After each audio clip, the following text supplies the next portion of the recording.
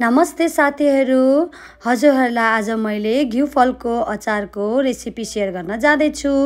मैले चाहिँ आफ्नै बारीमा फलेको घिउ फल लिएको छु र मैले खुर्सानी र टमाटरलाई उसिन्न राखेको छु। त्यसपछि मैले स्वाद आउनको लागि यो परपराउने फूललाई पनि लिएको छु र मैले घिउ फललाई यसरी काटेर यसभित्र रहेको गुदीलाई राम्रोसँग निकाल्छु।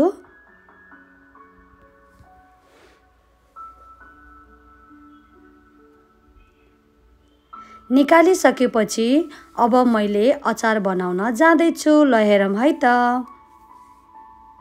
मैले नुन राखे स्वाद अनुसार, खुर्सानी, अदुवा र मैले परपराउने फूल पनि राखेँ।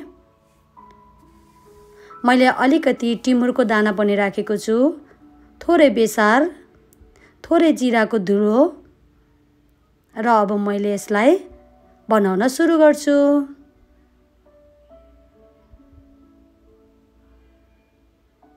हजुरहरूले पनि एकचोटि ट्राई गर्न नबिर्सिनु होला।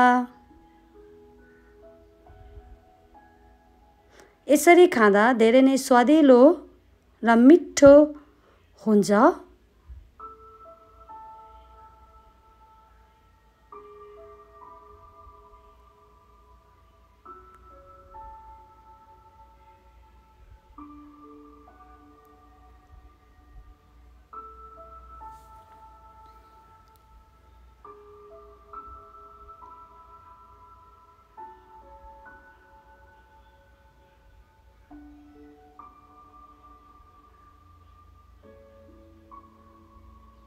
हाम्रो अचार चाहिँ फाइनल्ली रेडी हुँदैछ। मैले लास्टमा अलिकति अमिलो पनि राखिदिएको छु, कागतीको रस। र फाइनल्ली मेरो अचार रेडी भइसक्यो। Thank you so much for watching.